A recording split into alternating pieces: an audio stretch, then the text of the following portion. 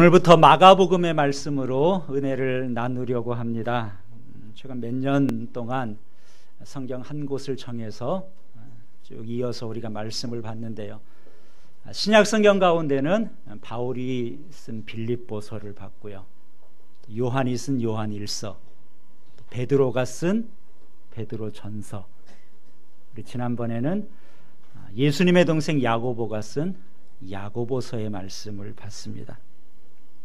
사실 이 복음서를 제일 먼저 보고 싶었어요. 그렇지만 양도 많고 그래서 뒤로 좀 미뤘다가 드디어 이제 오늘부터 복음서 가운데 마가복음의 말씀을 같이 보려고 합니다. 저도 기대가 되고요. 여러분도 기대하시고 또 집에서도 읽어보시고 또 사모하는 마음으로 말씀을 들으시기 바랍니다. 자, 마가복음을 기록한 사람은 마가예요. 쉽습니다. 그런데 마가는 또 다른 이름을 가지고 있습니다. 요한이라는 이름을 가지고 있습니다. 사도행전 12장에는 마가라 하는 요한 이렇게 기록을 하기도 했습니다. 마가라는 이름, 마르코라는 이름은 로마식 이름입니다. 요한이라는 이름은 유대식 이름이에요. 두 개의 이름을 가지고 있는 것을 보면 이 마가는 국제적인 인물이다. 외국에서 태어나서 외국에서 성장하고 교육을 받은 것으로 봅니다. 아버지는 일찍 돌아가신 것 같고요. 그 후에 어머니와 함께 예루살렘에 돌아와서 예루살렘에 살게 됐습니다. 마가 하면은 여러분 제일 먼저 떠오르는 게 있을 거예요. 뭐가 떠오르나요? 마가의 다락방. 그렇죠? 마가의 다락방. 예수님께서 너희는 성령이 임하실 때까지 기다려라 그랬어요. 사람들이 모여서 기도한 곳, 이것을 마가의 다락방으로 그렇게 추정을 합니다. 또 사도행전 12장에 보면은 베드로가 감옥에 갇혔을 때 교회가 함께 모여서 간절히 기도했던 것을, 그 장소를 마가의 집, 마가의 다락방으로 묘사하고 있습니다. 예수님이 십자가에 돌아가시기 전날에 제 아들과 함께 마지막 만찬을 했던 곳도 마가의 다락방으로 이렇게 추정을 해요. 그래서 이것을 보면은 이 당시에 마가네 집은 굉장히 큰 집, 많은 사람들이 한 곳에 모일 수 있는 큰 집이면서 다락방이니까 2층 집이라고 할 수 있죠. 그 큰 집을 예루살렘 성 안에 가지고 있었음을 알 수 있습니다. 요즘으로 말하면 마가는 금수저 출신이다, 이렇게 말할 수 있어요. 마가의 어머니는 마리아라는 이름을 가지고 있습니다. 성경에 마리아라는 이름을 가진 여인이 굉장히 많이 나오는데 그 중에 한 사람이에요. 그러니까 마가의 어머니 마리아는 자기의 집, 자기가 가진 재물, 이것을 가지고 예수님을 섬겼고 초대교회를 섬겼던 아주 믿음이 좋고 헌신된 여인이었음을 우리가 알 수 있습니다. 자, 그런데 마가는 예수님의 12제자가 아닙니다. 예수님을 가까이에서 따랐던 사람도 아니고 예수님께 많은 말씀을 들었던 인물도 아니에요. 그런데 어떻게 마가가 예수님의 행적을 기록한 복음서를 쓸 수 있었을까? 그 비결은 마가가 베드로로부터 많이, 예수님에 대해서 많이 들었기 때문에 가능합니다. 베드로전서 5장 13절에 이렇게 기록합니다. 택하심을 함께 받은 바벨론에 있는 교회가 너희에게 문안하고 내 아들 마가도 그리하느니라. 베드로가 베드로전서를 쓰면서 편지 마지막에 이렇게 쓴 거예요. 바벨론에 있는 교회, 바벨론은 로마를 일컫는 또 다른 별칭이에요. 로마에 있는 교회, 그러니까 베드로전서를 쓸 때 베드로는 로마의 마가와 함께 있었음을 알 수 있고요. 그 마가를 베드로가 내 아들이다 이렇게 표현한 것을 보면은 마가는 베드로의 아주 신실한 조력자고 동역자로서 함께 있었음을 우리가 알 수 있습니다. 베드로는 갈릴리 출신이죠. 갈릴리 호수에서 고기를 잡던 어부입니다. 예수님을 만났고요. 베드로전서를 쓸 때는 로마에 있었다 그랬죠. 제국의 수도 로마에 가서 복음을 전했는데 베드로는 외국어가 안 됐을 거예요. 그렇지 않습니까? 고기 잡던 사람이 언제 외국어를 배웠겠습니까? 그러면 어떻게 베드로가 로마에서 복음을 전하고 설교했을까? 다름이 아니라 마가가 도와줬기 때문이에요. 초대교회 교부들의 저서를 보면은 이 마가를 베드로의 통역자로 묘사하고 있습니다. 그러니까 마가는 어려서 외국에서 공부를 했다 그랬죠. 마가는 그 당시 로마의 말 라틴어를 잘했을 겁니다. 베드로가 설교를 하면 마가가 그 설교를 듣고 청중들에게 통역을 해줍니다. 통역을 하려니까 잘 들어야 되겠죠. 계속해서 베드로의 설교를 듣고 마가가 통역하는 일을 합니다. 서당계 3년이면 풍어없는다고 베드로가 예수님을 만난 이야기, 예수님의 말씀을 들은 것, 예수님의 행적 설교하면서 통역하면서 마가는 다 외우다시피 했을 거예요. 그래서 그것을 가지고 기록한 책이 오늘 마가복음으로 우리에게 전해지게 된 것입니다. 이 마가복음 4권의 복음서 가운데 제일 짧습니다. 간결해요. 그렇지만 생동감 있는 편지고요. 또 4권의 복음서 가운데 제일 먼저 쓰여진 책입니다. 뿐만 아니라 이 마가복음 예수님의 행적에 대해서 다른 복음서보다 훨씬 더 순서적으로 잘 기록하고 있는 책이에요. 앞으로 주일마다 이 마가복음의 말씀을 들을 때 마가를 통해서 들려주는 생생한 주님의 음성, 하나님의 음성을 들을 수 있기를 우리 주님의 이름으로 축원합니다. 자, 오늘 본문은 마가복음 1장 1절입니다. 아주 짧은 구절이지만 마가복음의 서론, 마가복음의 핵심, 이 짧은 구절 안에 다 담고 있다고 볼 수 있어요. 그럼 본문 1절을 보시기 바랍니다. 1절을 같이 읽습니다. 하나님의 아들 예수 그리스도의 복음의 시작이라.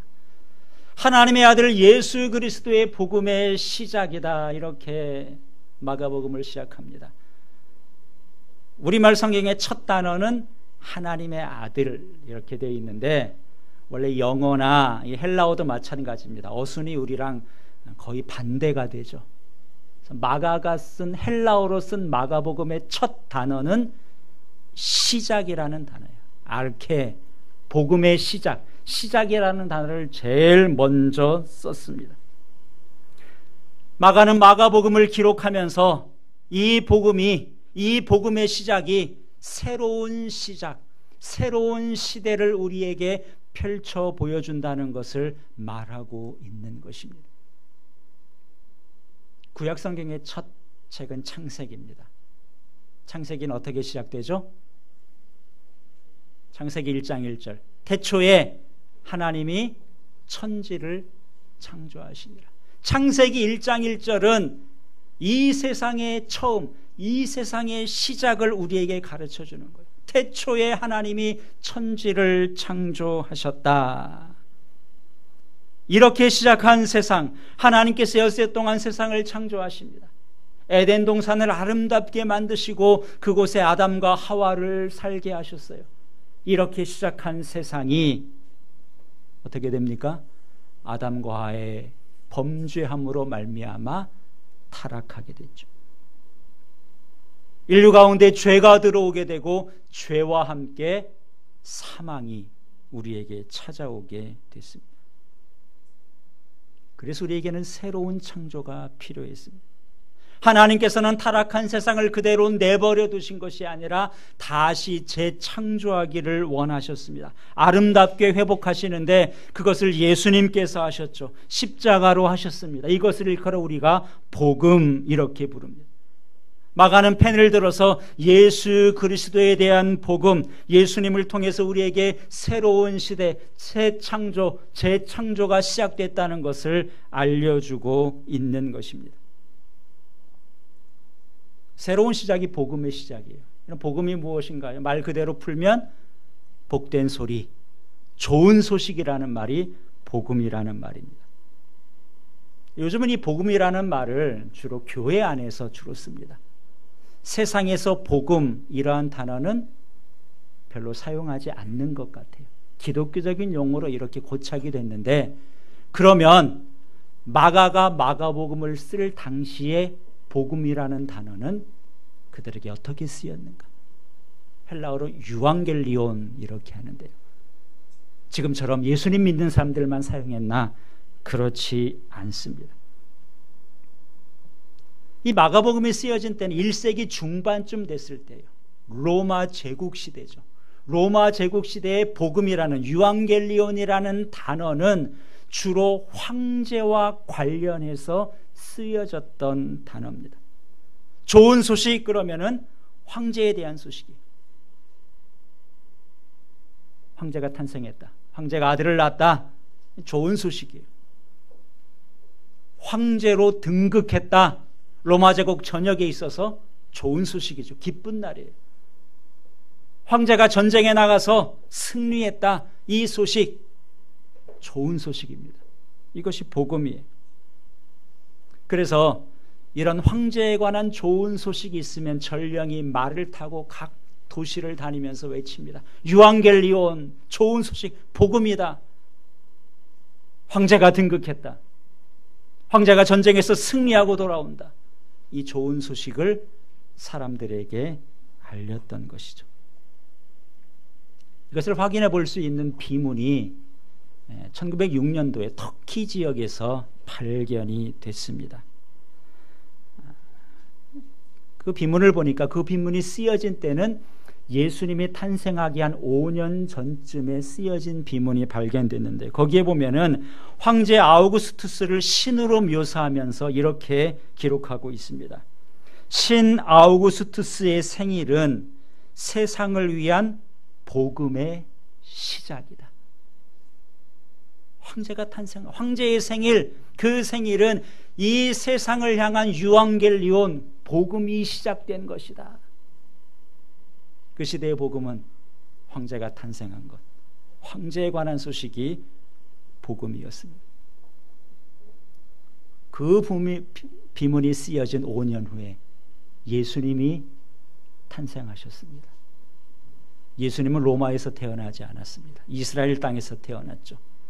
수도 예루살렘이 아니라 베들레헴이라는 작은 동네에서 태어났고, 베들레헴 중에서도 화려한 곳이 아닌 짐승의 우리에서 예수님이 탄생했습니다. 그런데 예수님이 탄생할 때 하늘의 천사가 나타나서 들에서 양을 치던 목자들에게 전해준 말씀이 있습니다. 무엇인가요? 보라, 내가 온 백성에게 미칠 큰 기쁨의 좋은 소식을 너희에게 전하노라 그랬어요. 천사가 뭐라 그랬어요? 온 백성에게 해당되는 큰 기쁨의 좋은 소식, 좋은 소식이 뭐예요? 복음이죠. 유앙겔리온. 천사가 예수님의 탄생을 복음이라고, 유앙겔리온이라고 소개합니다. 그것도 몇몇 사람이 아니라 온 세상에게 미칠 좋은 소식이다. 왜 예수님의 탄생이 좋은 소식입니까? 그 다음에 이렇게 말할 천사가, 보라, 오늘 다윗의 동네에 너희를 위하여 누가 나셨다? 구주가 나셨다. 구세주가 나셨다. 예수님의 탄생을 구세주의 탄생으로 묘사했어요. 예수님이 이 땅에 오신 것은 우리를 구원할 구세주로 오셨기 때문에 예수님의 탄생의 소식이 우리에게 좋은 소식, 복음이 된다는 겁니다. 그렇지 않습니까? 여러분, 요즘에 태국의 한 동굴에 실종된 소년들의 이야기를 들었을 겁니다. 다행히 소년들이 살아있다는 것을 알게 됐어요. 근데 문제는 동굴 안에 살아있다는 것을 알고 있지만 구조할 방법이 없다는 거예요. 전문가들이 다 세계적인 전문가들이 잠수 전문가, 동굴을 잘 아는 사람들이 다 모여서 그들의 지혜를 모으는데도 뾰족한 수를 아직 찾지 못했습니다. 동굴에 갇혀서 이거 탈진하다가 쓰러지는 것 아닌가? 많은 비가 오면 그대로 그 안에서 죽는 것 아닌가? 이런 두려움 가운데 있는 소년들에게 좋은 소식이라면 뭐겠습니까? 그들에게 복음이 뭐겠어요? 구조대가 온다는 소식이죠. 날 구하기 위해서 구조대가 온다. 이것이 그들에게 최고의 복음이었습니다. 왜 예수님의 탄생을 천사는 복음이라고 말합니까? 온 백성이 아담의 범죄로 말미암아 죄 가운데 있기 때문에 죄와 사망 가운데 놓여 있는 그들에게 있어서 가장 좋은 소식은 황제에 관한 소식이 아니라 그들을 위해서 이 땅에 오신 구세주 예수님에 관한 소식이기 때문에 성경은 예수님의 탄생을 복음이라고, 좋은 소식이라고 묘사하고 있는 것입니다. 그래서 오늘 마가는 마가복음을 시작하면서 하나님의 아들 예수 그리스도, 복음의 시작, 이렇게 선포하고 있는 것입니다. 복음이 무엇인가? 이 안에 다 들어있어요. 뭐라 그랬어요? 예수 그리스도. 무슨 말입니까? 예수님은 그리스도다. 예수님은 그리스도. 그리스도란 말은 구약의 메시아라는 히브리어를 헬라 말로, 신약 성경을 기록한 말로 바꾼 거예요. 예수님은 메시아다. 우리를 구해줄 구세주가 되신다. 예수님이 바로 구세주다. 이것이 복음이에요. 오늘 우리는 예수 그리스도 그러면은 하나의 세트처럼 예수 그리스도 그냥 쉽게 받아들입니다. 자연스러워요. 예수님 그리스도, 예수 그리스도. 교회에서 너무도 많이 듣는 말인데, 여러분 이 당시에 예수 그리스도란 말은 굉장히 충격적인 말입니다. 예수님이 역사적으로 실존했던 사람이에요. 그 예수님이 십자가에서 죽으셨습니다. 역사적인 사실이에요. 그럼에도 이 예수님을 우리의 구세주라고 선포한다. 이 당시 사람들에게, 특별히 로마 사람들에게, 십자가는 로마 사람들이 고안해낸 최악의 사형도구입니다. 로마 사람들에게 십자가에 죽으신 예수님을 우리의 그리스도라고 선포하는 것은 굉장히 충격적인 말씀입니다. 마가복음은 로마에서 썼어요. 1차적으로 당시 로마 사람들을 대상으로 썼습니다. 그래서 뒤에 우리가 마가복음을 보겠지만 마가복음을 헬란말로 기록하면서 유대인들이라면 당연히 알고 있을 단어들이 있어요. 달리다곰, 유대인들이 사용하는 말이죠. 유대인들을 대상으로 쓴다면 달리다곰 그러고 설명을 안 해도 돼요. 그런데 로마인들을 대상으로 쓰기 때문에 달리다곰, 무슨 뜻입니까? 소녀여 일어나라. 보아너게, 야고보와 요한 우레의 아들, 친절하게 다 설명을 해야지. 로마 사람을 대상으로 마가복음을 썼다는 하나의 증거인데, 자, 로마 사람들을 향해서 예수가, 십자가에 죽으신 예수가 그리스도라는 것, 우리의 구세주라는 것을 첫 구절에 선포하고 있는 것.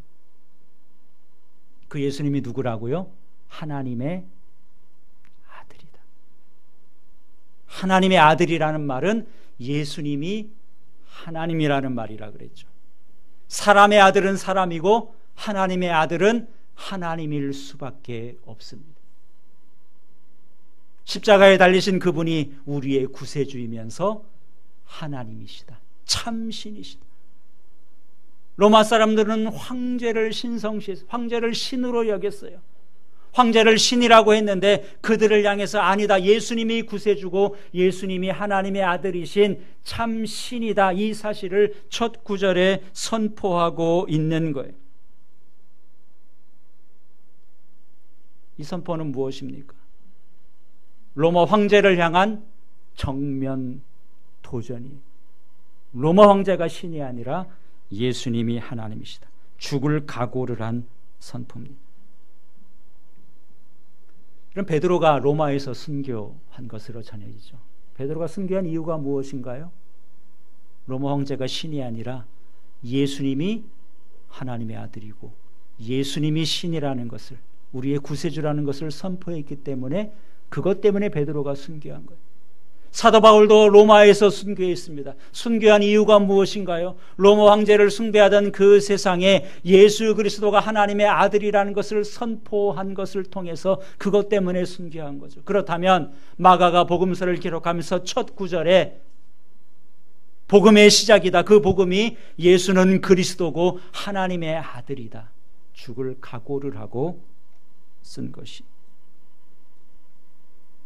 그만큼 이 한 구절은 오늘 우리에게는 평범한 구절처럼 들릴지 몰라도 이 당시에는 사람들에게 큰 충격을 주는 그야말로 좋은 소식, 복음이었던 겁니다. 예수님께서 제 아들에게 중요한 질문을 한 적이 있습니다. 그 질문의 내용은 너희는 나를 누구라고 여기느냐, 누구라고 생각하냐, 이 질문을 했을 때 베드로가 정답을 맞췄어요. 그래서 예수님께서 크게 칭찬하셨는데 베드로에게 대답이 무엇이었죠? 주는 그리스도시요 살아계신 하나님의 아들입니다. 베드로가 두 가지를 말한 거예요. 주는, 예수님은 그리스도십니다. 예수님은 하나님의 아들입니다. 오늘 본문과 똑같지 않습니까? 예수 그리스도 하나님의 아들. 베드로가 칭찬들었던 그 정답, 예수님에 대한 핵심이 여기 들어있어요.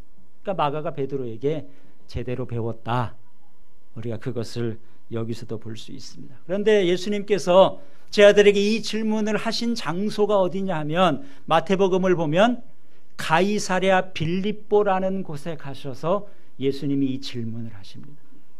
가이사랴 빌립보라는 곳, 지금도 가볼 수 있는 곳이에요. 지금 이스라엘 땅의 제일 북쪽입니다. 헬몬산 바로 아래에 있는 동네가 지금은 바니아스라고 부르는 가이사랴 빌립보라는 곳입니다. 예수님이 그곳에 가셔서 제자들에게 너희는 날 누구라고 생각하느냐 이렇게 질문을 하는 거예요. 근데 이곳에 가보면은 큰 바위 절벽이 지금도 남아 있습니다. 그리고 바위 절벽 밑에서 맑은 샘물이 지금도 콸콸 솟아나요. 물이 귀한 나라에서 끊이지 않는 샘이 솟아나는 곳이니까 이런 곳을 예로부터 사람들은 신성하게 여겼습니다. 신성하게 여기면 어떻게 하죠? 동서양을 막론하고 거기 가서 절하고 복을 빕니다. 그것도 그런 곳이었어요. 그래서 큰 바위 절벽에 곳곳에 이렇게 바위를 파고 거기에다가 신상을 하나씩 다 놔뒀어요. 지금도 그 흔적이 있습니다. 신상은 사라졌지만 바위 절벽 곳곳이 둥그렇게 파여 있습니다. 거기에 다 신상들이 하나씩 놓여 있던 곳이고 사람들이 그것을 신성시 여기면서 여러 신들을 섬기던 곳이, 하나의 신을 섬기는 곳이 아니라 여러 신들을 섬기는 곳, 판테온이라고, 우리말로는 만신전, 여러 신들을 섬기는 것. 예수님이 하필 그곳에 제자들을 데리고 가셔서 그 장소에서 제자들에게 물으신 거예요. 너희는 나를 누구라 하느냐? 이 세상에 이렇게 수많은 신들이 존재하고 있는데 그 중에 너희는 나를 누구로 여기느냐는 거예요. 나를 사람으로 여기느냐? 나를 신으로 여기느냐? 너희들의 생각은 어떠냐는 거죠. 그때 예수님이 주는 그리스도고, 그때 베드로가 주는 그리스도고 살아계신 하나님의 아들이다, 이렇게 대답을 한 겁니다. 이런 베드로의 신앙 고백, 세상에 많은 신들이 있지만 예수님만이 나의 그리스도고 하나님이라는 고백, 그 고백이 참 귀한 고백이었고 그것을 예수님이 칭찬하신 겁니다. 오늘 우리가 살아가는 이곳은 어떤 곳인가요? 오늘 우리는 21세기를 살아갑니다. 베드로는 이 당시 1세기를 살았는데 우리는 2000년이 지난 21세기를 살아가고 있어요. 예수님 당시에 가이사랴 빌립보, 오늘 우리가 살아가는 곳 얼마나 다르다고 생각합니다. 마가복음이 쓰여진 제국의 수도 로마와 대한민국의 수도 서울을 우리가 살아가고 있는데 무슨 차이가 있을까요? 저는 별 차이가 없다고 생각을 해요. 왜 그렇습니까? 여전히 우리 주변에는 수많은 신들이 존재합니다. 여전히 우리 주변에는 하나님을 참 하나님으로 섬기지 않는 사람들이 우리 주변에 더 많이 살고 있습니다. 이러한 세상에서, 수많은 우상들이 존재하는 이 세상에서 주님께서도 우리에게 물으시는 거죠. 너희는 나를 누구로 여기느냐? 너희는 나를 누구로 알고 하나님을 섬기고 있느냐는 거예요. 오늘 여러분에게 있어서 최고의 소식, 여러분이 가장 듣고 싶어하는 복음은 무엇입니까? 주님께서는 우리에게 동일하게 물으실 거예요. 너희는 나를 누구라 하느냐? 거기 여러분 무엇이라고 대답할 수 있습니까? 세상에 많은 신들이 있지만 예수님이 그리스도. 너에게 있어서 복음이 뭐냐? 네가 듣고 싶어하는 제일 좋은 소식이 무엇이? 여러분 무엇인가요? 여러분 요즘 듣고 싶어하는, 난 정말 이 소식 듣고 싶다. 여러분이 듣고 싶어하는 거 많이 있을 겁니다. 다 들으시기 바랍니다. 그대로 되기를 바랍니다. 그러나 여러분이 듣고 싶어하는 수많은 소식이 있지만 그 중에 최고의 소식은 예수님이 나의 구세주 그리스도가 되신다. 이것이 여러분 인생의 최고의 복음, 최고의 소식이 되어야 되는 거죠. 그리고 우리도 마가가 서두에 선포한 것처럼 예수님이 나의 그리스도십니다. 예수님이 나의 하나님입니다. 이 고백을 할 수 있어야 돼요. 근데 이 고백은 고백으로 그치는 것이 아니라 이렇게 고백하면은 우리 인생의 새로운 시대가 펼쳐지게 됩니다. 마가가 이 사실을 선포함으로 말미암아 우리에게 새로운 시작, 새 출발이 된다고 한 것처럼 우리도 예수님을 나의 주님으로 고백할 때 우리 인생의 새로운 시대가 펼쳐지게 되는 거예요. 누구든지 그리스도 안에 있으면 새로운 피조물이라. 이전 것은 지나갔으니 보라 새 것이 되었도다. 예수님이 이 땅에 오셔서 세계 역사를 둘로 나누셨습니다. 그것을 우리가 BC, AD 그렇게 표현하죠. 예수님 이전의 세상과 예수님 이후의 세상으로 세계 역사가 나뉘어졌습니다. 마찬가지로 우리가 예수님을 믿으면 우리 개인의 인생도 BC와 AD로 나누어지는 것. 예수님 믿기 이전과 예수님 믿기 이후. 여러분 그 시점이 언제인가요? 그 시점을 기준으로 여러분의 인생은 얼마나 달라지셨습니까? 예수님이 그리스도라는 이 선포는 정말 놀라운 선포고 생명을 내건 선포였는데 이것을 우리가 믿음으로 고백할 때 우리 인생에는 어떤 변화가 있었는가 하는 겁니다. 그 변화가 부족하다고 생각한다. 내가 예수님을 믿고 있지만 내 인생에 진정한 변화가 아직 나타나고 있지 않다고 생각한다면 여러분은 이 마가복음의 말씀에 더 깊이 귀를 기울이셔야 됩니다. 왜냐하면 이 복음은 우리 인생을 새롭게 하는, 내 인생의 새 시대를 여는 능력의 말씀, 하나님의 말씀이기 때문에 그렇습니다. 오늘부터 주일을 이 마가복음의 말씀을 함께 나눌 때 복음이 능력입니다. 마가를 통해 전해주신 그 복음이 우리의 삶을 새롭게 하고 변화시키고 더 능력 있게 하는 그런 복음, 능력의 말씀, 좋은 소식이 될 수 있기를 우리 주님의 이름으로 축원합니다. 기도하겠습니다.